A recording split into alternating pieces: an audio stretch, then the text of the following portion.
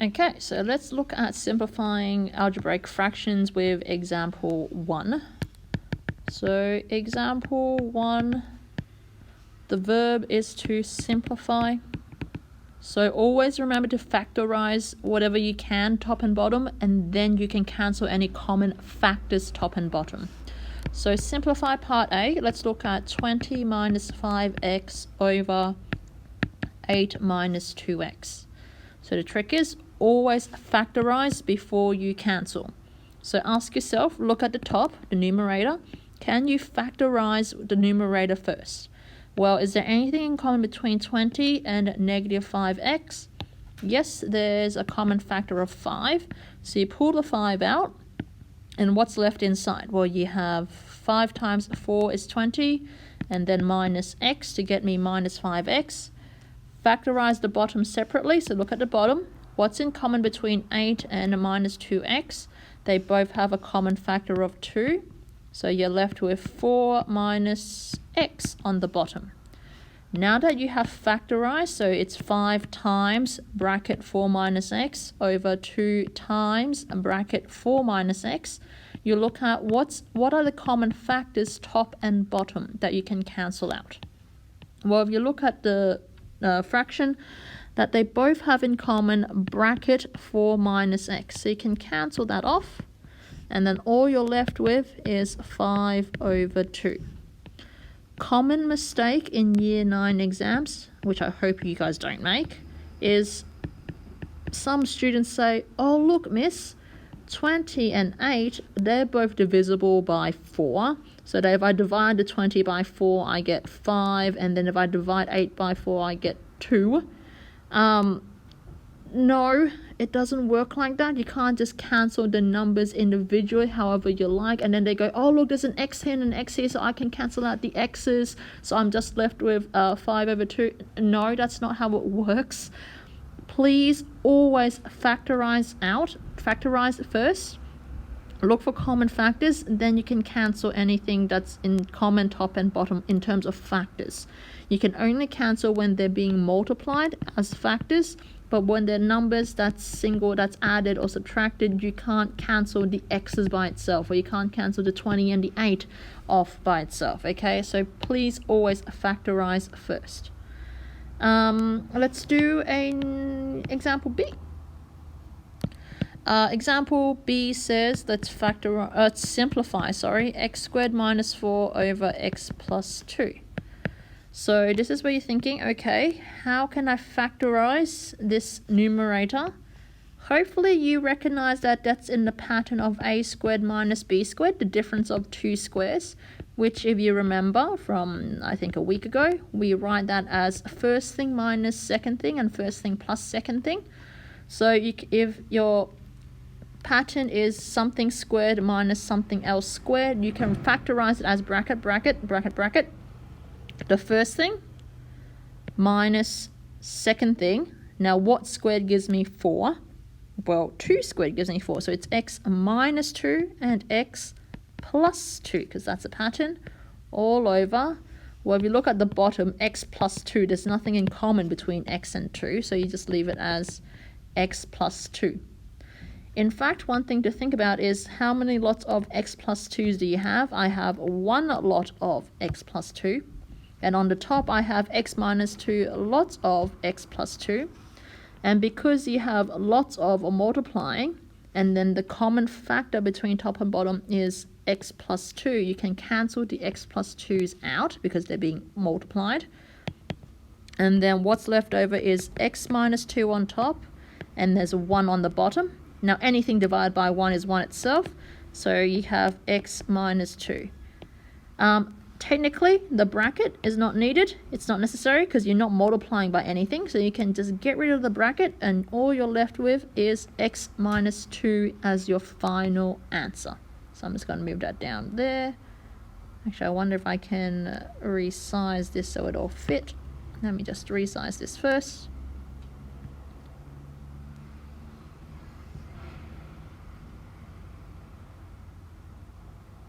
There we go. Okay, so always factorize first. Look for common factors that you can cancel off top and bottom, and then simplify your answer. Let's do a little bit more harder one. So part C, I have 3 outside of x minus 1 over x plus 2 multiplied by 4 lots of x plus 2 over 9 lots of x minus 1, x minus 7. So here we've got 2 algebraic fractions that needs to be multiplied together. So just like how we multiply fractions with numbers, we first multiply across and then we simplify any common factors top and bottom.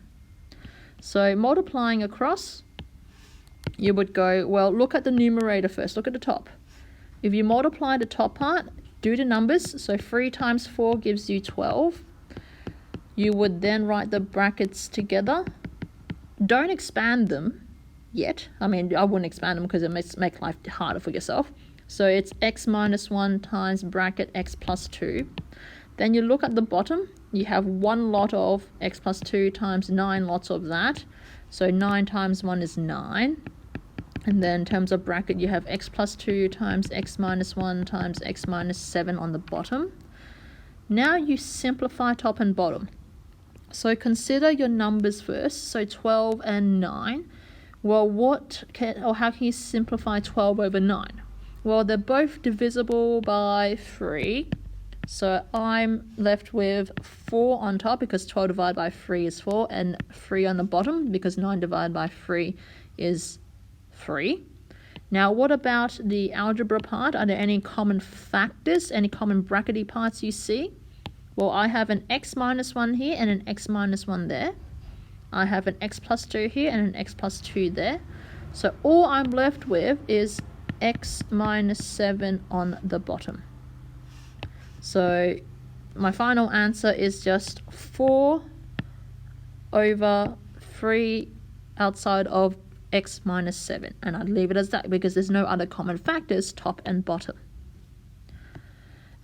If you are a person that decides to simplify first then multiply across, that's okay. You will literally get the same answer, right? So suppose you did, let me just write this down again, 4 lots of x plus 2, 9, x minus 1, x minus 7. If you're a person that goes, I want to cancel out first top and bottom, then I multiply across, that's okay.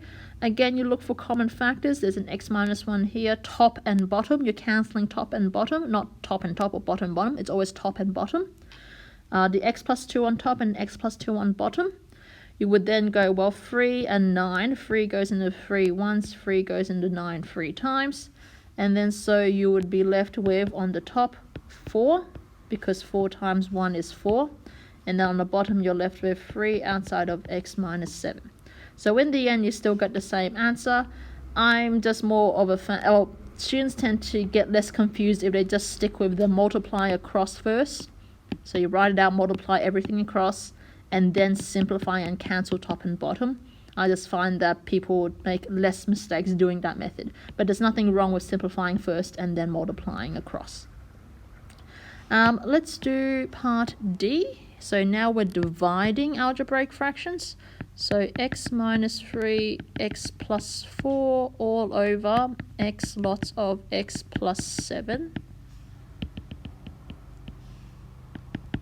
And then we're dividing by the fraction 3 outside of x plus 4 over x plus 7. So remember, if you're dividing fractions, the first thing you should do is turn the divide into a times and flip the second guy. So the first fraction you literally copy and paste, it stays the same, you don't change that.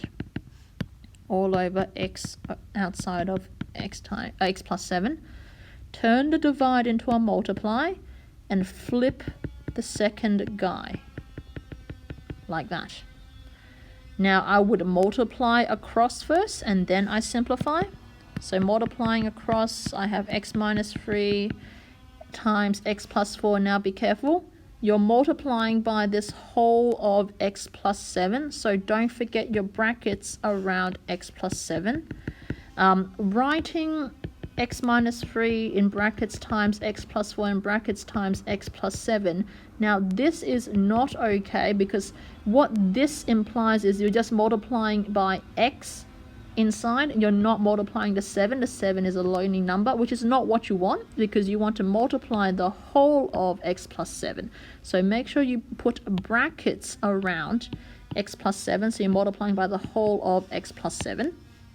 And then on the bottom, I've usually put the 3 first, the coefficient first, and then x plus 7, x plus 4. Now you look at top and bottom, what are the common factors? So any common brackety parts? So x plus 4 is in common, brackety x plus 7 is in common. So all you're left with is x minus 3 on top and 3x on the bottom. Now this bracket on the top is not necessary because it's only one lot of x minus 3. So it's assumed already that it's x minus 3 without the brackets. Now please, please, please do not do, because I've seen this happen many times on the exam. A lot of students will see this and go, oh wow miss, there's an x on top and an x on bottom. There's a 3 on top and a 3 on bottom, so everything cancels, I'm left with 0. No, please do not do that. You can't cancel if there is just purely adding or subtracting. You can only cancel if there are products, if you're multiplying, if there's brackety stuff going on, okay? So in here, when we're left with x minus 3, right, technically you have one lot of x minus 3 and then you have 3 lots of x. There's nothing in common in the numbers, so you can't cancel that. There's nothing in common in the brackety part, so you can't cancel that, okay? So please do the right thing. You can only cancel common factors, any products top and bottom. So always factorize first before you can cancel anything.